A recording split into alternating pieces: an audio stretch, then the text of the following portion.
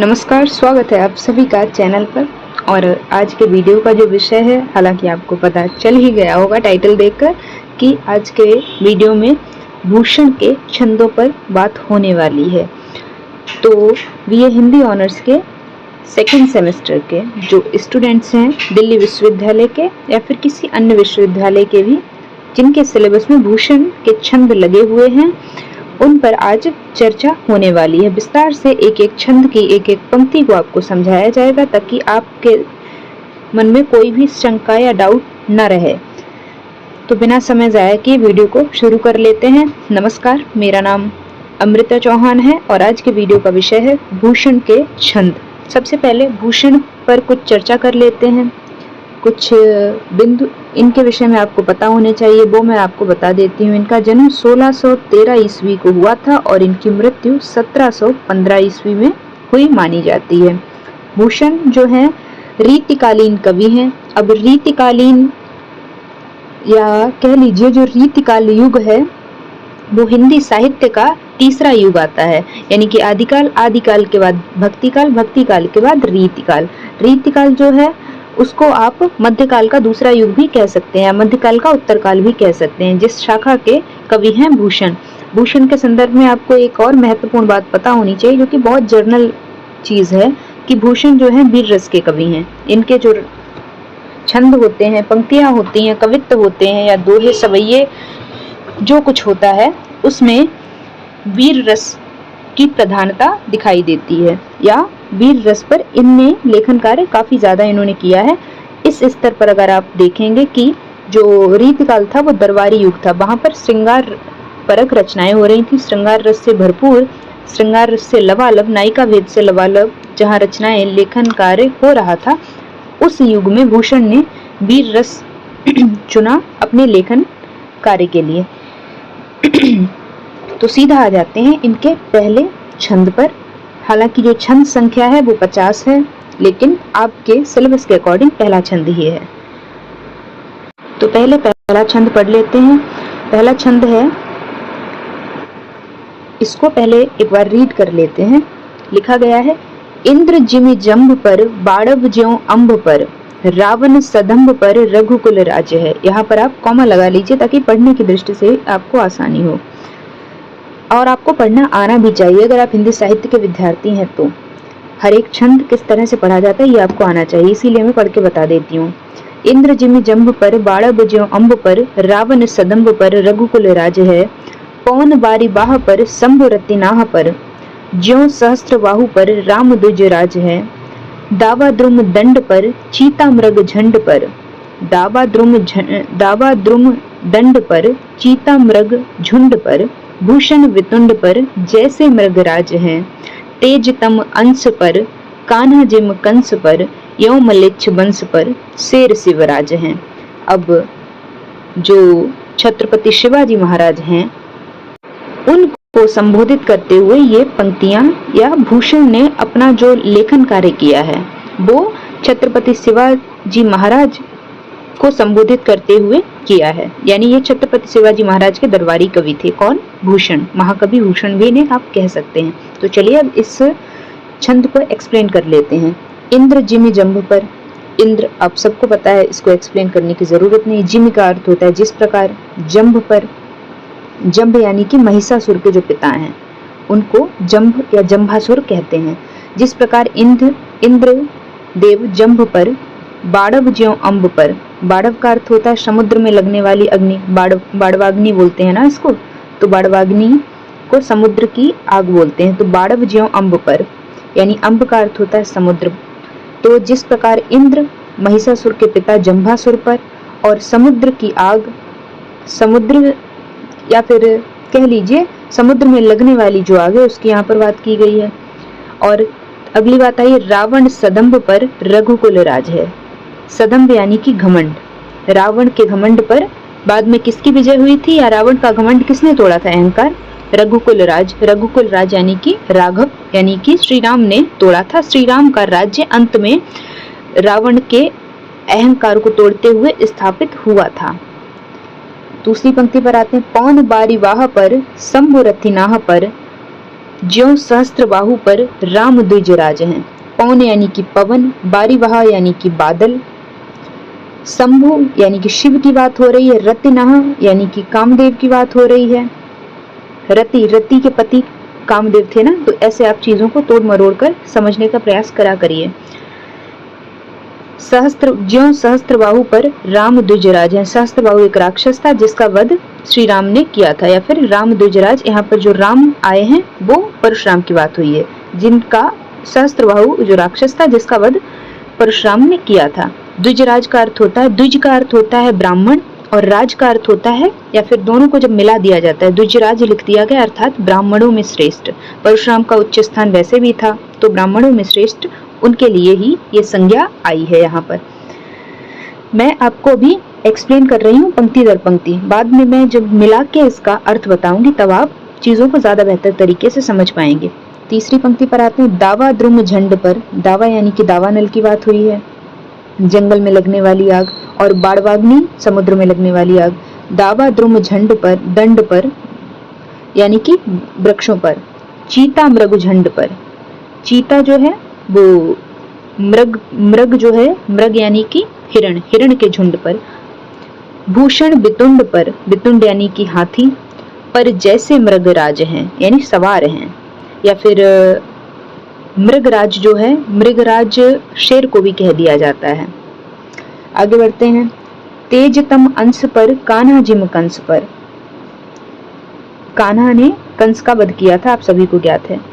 अब अगली बात आई है कि यों मलिच्छ वंश पर शेर शिवराज है। मलिच्छ वंश से यहाँ पर संकेत किया गया है या संबोधित किया गया है मुगल वंश को। अब आप पूरे छंद को एक मतलब तरफ से समझिए, मैं पूरे को एक्सप्लेन कर रही हूँ, अभी तक मैंने पंक्ति दर पंक्ति आपको चीजें समझाई हैं। तो जिस प्रकार इंद्र या फिर भगवान इंद्र जंबासुर नामक राक्षस का जिस प्रकार भगवान इंद्र ने वध किया था, साथ ही साथ जल की अग्नि जल को नष्ट करती है, और घमंडी रावण पर, अंत में घमंडी रावण का अहंकार किसने तोड़ा था, या फिर उस पर किसका राज्य स्थापित हुआ था? रघुकुल यानी राघव यानी श्री राम का राज्य स्थापित हुआ था। अब आप समझिए, जिस प्रकार इंद्र ने जंभ का वध किया, जंभासुर का वध किया, और जिस प्रकार समुद्र की अग्नि जल के लिए घातक होती है, जिस प्रकार श्री राम ने रावण का वध किया था। और अगली बात आती है दूसरी पंक्ति में कि जिस प्रकार पवन जल युक्त बादलों को उड़ा ले जाता है, और शिव शंभु ने रति के पति कामदेव को जिस प्रकार भस्म किया था, तथा सहस्त्रबाहु अर्जुन को मारकर परशुराम ने विजय प्राप्त की थी, और जिस प्रकार जल की अग्नि जंगल को जला देती है, और चीता हिरणों के समूह पर जिस प्रकार हमला बोल देता है, और जंगल का राजा शेर हाथियों पर अपना अधिकार कायम रखता है सदैव, जबकि हाथी देखा जाए तो विशालकाय होता है, उसके बावजूद भी शेर उस पर सदैव अपना अधिकार कायम करके रखता है, जिसके चलते वो जंगल का राजा कहलाता है। और जिस प्रकार रोशनी अंधकार को समाप्त कर देती है, भस्म कर देती है, या कह लीजिए अंधकार पर रोशनी का पूरी तरीके से वर्चस्व रहता है, जिस प्रकार कृष्ण ने अत्याचारी कंस का वध किया था, ठीक उसी प्रकार मलिच्छ वंश पर यानी कि मुगल वंश पर शेर शिवराज यानी शेर के समान वीर शिवाजी महाराज शेर के समान राज करते हैं, विराजते हैं, दहाड़ते हैं, या फिर इन्हें हरा देते हैं, या फिर इन पर अपना वर्चस्व लहराते हैं, अपनी विजय पताका लहराते हैं, या अपना झंडा गाड़ देते हैं बुलंदी के साथ में। तो कितने यहाँ पर, या फिर कह लीजिए ऊपर की तीनों पंक्तियों के माध्यम से कितने ही उद्धरण और रूपक और उपमान दिए गए हैं, ताकि इस अंतिम बात को जो कि यहाँ पर लिखी हुई है इसको एक्सप्लेन किया जा सके, या फिर इसकी शोभा बढ़ाई जा सके। तो आप देख सकते हैं कितने उपमान, कितने प्रतीक और बिंब यहाँ पर खड़े किए गए हैं। तो इस तरह से आप चीजें एक्सप्लेन करेंगे। अब बात कर लेते हैं विशेष की। हालांकि मैंने आपको विशेष में कुछ पॉइंट्स बता भी दिए हैं, अब मैं कुछ और एक पॉइंट्स बता देती हूँ, वो आप और ऐड ऑन कर लीजिए। इसमें मालोपमा अलंकार है, मलोपमा या मालोपमा कुछ भी आप कह सकते हैं। ब्रिज भाषा का प्रयोग हुआ है, अनुप्रास अलंकार भी आया है, साथ ही साथ छत्रपति शिवाजी महाराज के शौर्य वीरता का वर्णन किया गया है और वीर रस यहाँ पर इस छंद में प्रधान है। तो इस तरह से आप चीजों को एक्सप्लेन करेंगे। यहाँ पर उपमाएं दी गई हैं, रूपक दिए गए हैं, तो कई विशेष के पॉइंट्स यहाँ पर बन जाते हैं जो कि मैंने बता दिए हैं आपको। अब बढ़ जाते हैं दूसरे छंद की ओर।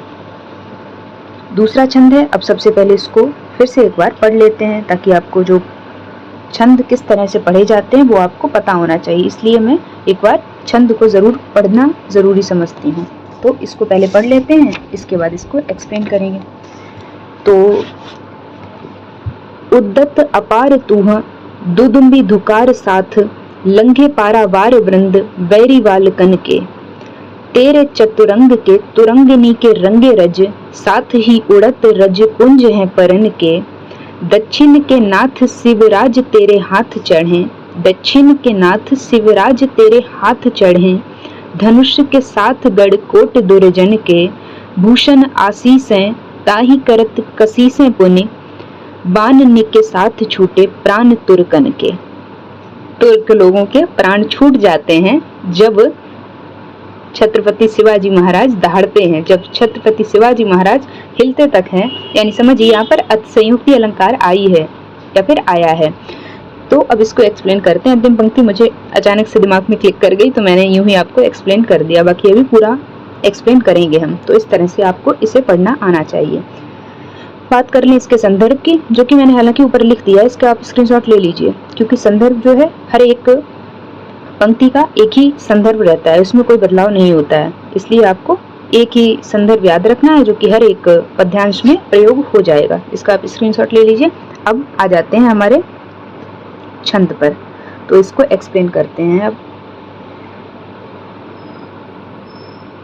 तो महाकवि भूषण कहते हैं कि शिवाजी की सेना, तो महाकवि भूषण कहते हैं शिवाजी, छत्रपति शिवाजी महाराज की सेना के युद्ध की रणभेरियों की भयंकर आवाज को सुनकर, यानी जो रणभेरियां युद्ध से पहले बजाई जाती हैं, दुदुम्बी बजाई जाती हैं, उनकी आवाज को सुनकर ही, उनकी जो विशाल का या भयंकर आवाज निकलती है उसको सुनकर ही शत्रुओं के बच्चे जो हैं समुद्र लांग जाते हैं, यानी डर जाते हैं, कांप जाते हैं, डर कर भागने लगते हैं, त्राहिमाम वाली स्थिति पैदा हो जाती है।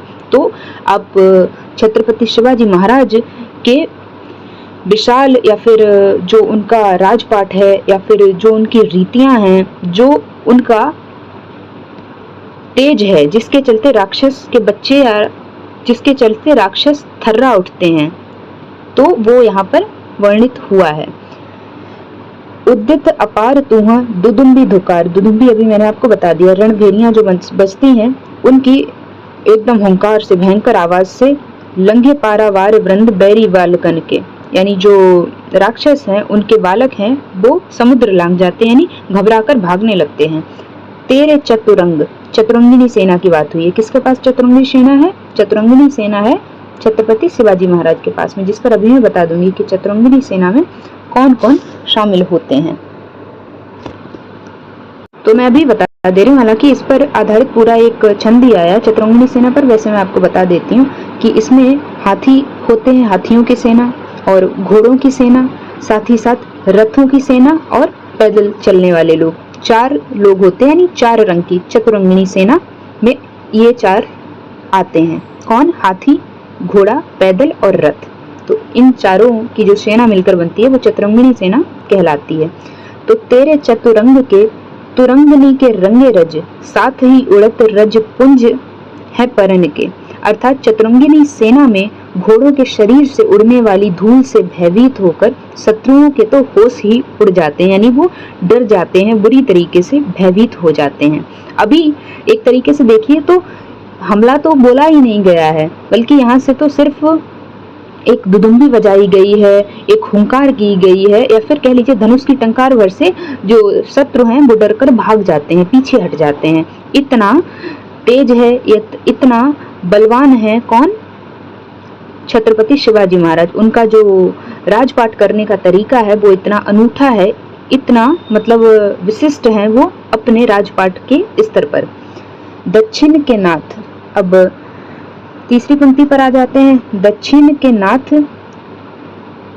शिवराज तेरे हाथ चढ़े, शिवराज यानी कि छत्रपति शिवाजी महाराज, धनुष के साथ गढ़कोट दुर्जन के, भूषण असीसें ताही करत कसीसें पुनि, बाननी के साथ छूटे प्राण तुर्कन के। समझिए, अब जो दक्षिण के स्वामी यानी जो छत्रपति शिवाजी महाराज हैं, जब आप अपने हाथ में धनुष उठाते हैं तो शत्रु अपने दुर्ग और किले को छोड़कर भाग जाते हैं। गढ़कोट का अर्थ होता है किले, यानी जिस स्थान पर वो रहते हैं, अपने महल आदि को छोड़कर भाग जाते हैं शत्रु। भूषण कहते हैं अंतिम पंक्ति में कि मैं तुम्हें आशीर्वाद देता हूँ, या फिर हे छत्रपति शिवाजी महाराज, ये मेरे आपको आशीष हैं, यानी आशीर्वाद है मेरा आपको अपने लेखन के माध्यम से। एक जो आशीर्वाद है उनके लिए वो ये है कि जब आप अपने धनुष से बाण खींचते हैं तो उसके साथ तुर्कों के प्राण भी निकल जाते हैं। तो यहाँ पर एक अतिशयोक्ति आई है और वीर रस की तो प्रधानता पूरे ही छंद में व्याप्त है। बाकी कुछ एक पॉइंट्स आपको विशेष की दृष्टि से याद रखने चाहिए, वो मैं यहाँ पर बोल देती हूँ। पहला है वीर रस, जो कि मैंने आपको बताया। दूसरा यहाँ पर राष्ट्रीयता की भावना से ओतप्रोत है ये छंद। साथ ही साथ यहाँ पर श्लेष अलंकार भी आया है। और इसके बाद बात करूँ तो अरबी फारसी शब्दों का भी प्रयोग यहाँ पर दिख गया है, जैसे कि तुर्कन वर्ड है, ये तुर्की शब्द से ही बना है। तो इस तरह से आप बता सकते हैं। बाकी यहाँ पर ऐसी उक्तियां दी गई हैं जो चमत्कार उत्पन्न कर रही हैं। तो इस तरह से आप चीजों को, बातों को एक्सप्लेन करेंगे। बढ़ जाते हैं तीसरे छंद की ओर। तीसरे छंद को फिर से एक बार पढ़ लेते हैं, इसे आप खुद भी पढ़ने का प्रयास एक बार जरूर करिएगा। लिखा है भूषण ने कि साज चतुरंग सैन अंग में उमंग धरी। बहुत सुंदर। साज यानी कि सजी हुई। साज चतुरंग सैन अंग में उमंग धरी, सरजा शिवाजी जंग जीतन चलत है, भूषण भनत नाद विहद नगारन के, नदी नद मद गैवरन के रलत हैं, एल फैल खैल वैल खलक में गैल गैल, गजन की ठैल पैल सैल उसलत हैं, तारा सो तरन धूरिधार में लगत जिमे, थारा पर पारा पारावारियों हलत है। बहुत ही सुंदर पंक्तियां हैं, समझिए आप इसके निहितार्थ को या फिर भावार्थ को। संदर्भ समान ही रहेगा।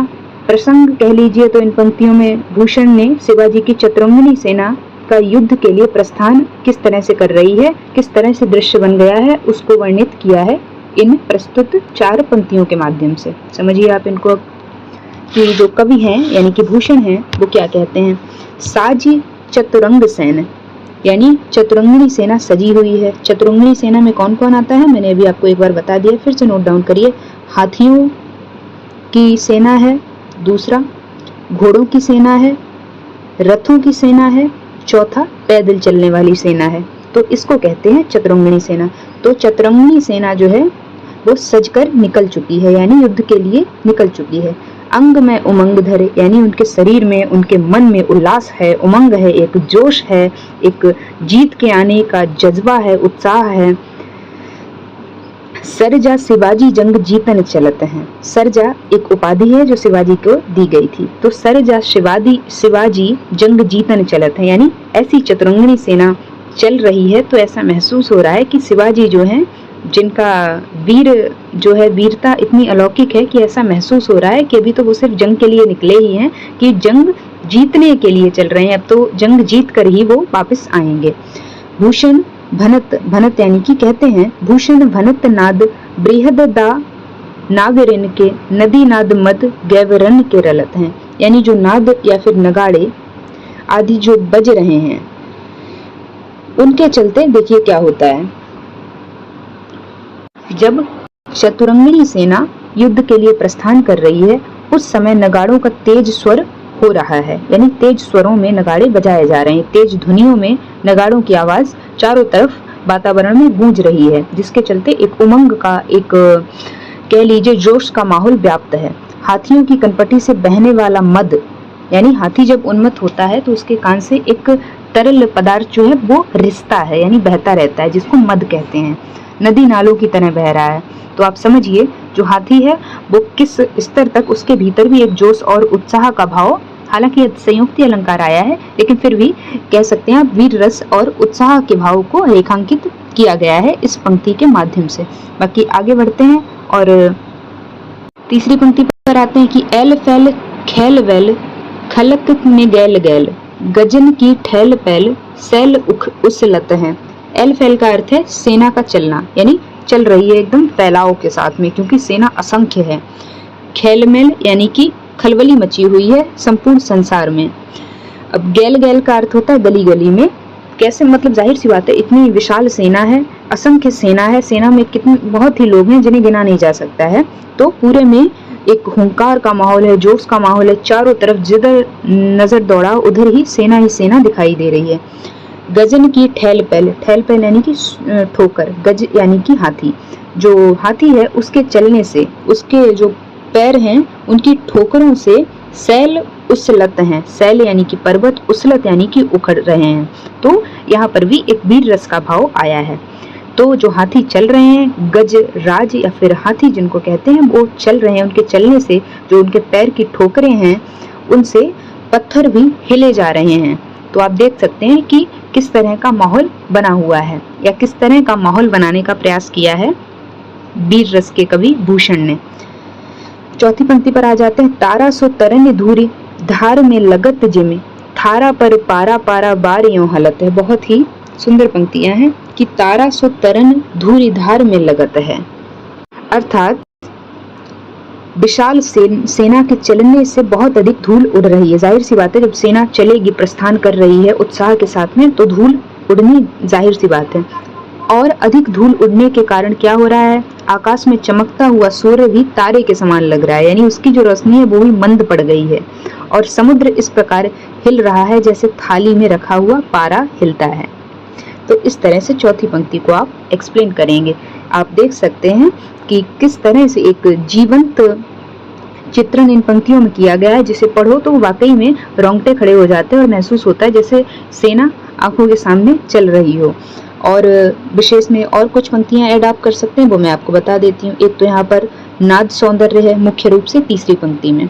अनुप्रास अलंकार आया है, कहाँ पर आया है ये भी मैं आपको बता देती हूँ, हालांकि आपने स्वयं से देख लिया होगा। जंग जीतन में अनुप्रास अलंकार है, भूषण भनत में अनुप्रास अलंकार है। इनको आप मार्क करते चलिएगा।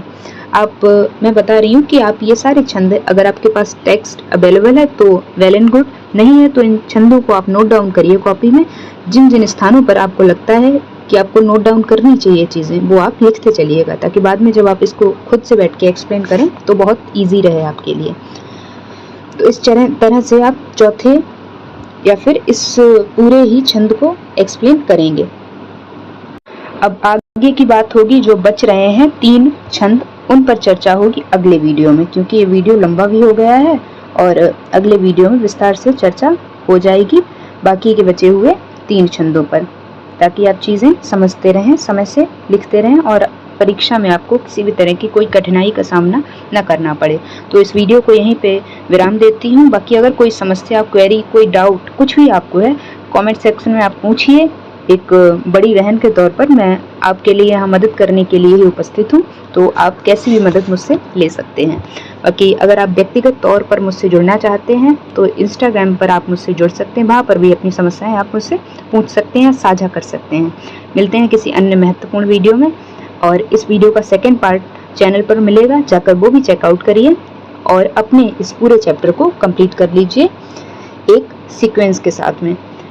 अपने साथियों को चैनल से अवश्य जोड़ें, क्योंकि यहाँ पर जो मेहनत है आप ही के लिए की जा रही है, तो उस मेहनत का फल सबको मिलना चाहिए। अगर आपको लगता है कि ये चैनल आपकी मदद कर पा रहा है या मैं आपकी मदद कर पा रही हूँ, तो अपनी जो प्रतिक्रिया है उसको कमेंट सेक्शन में अवश्य बताया कीजिए, ताकि मैं समझ पाऊँ कि मैं जिस उद्देश्य से यूट्यूब पर वीडियोस डालती हूँ वो उद्देश्य पूरा हो भी रहा है या नहीं। तो वीडियो को यहीं पे एंड करते हैं। Thanks for watching this video.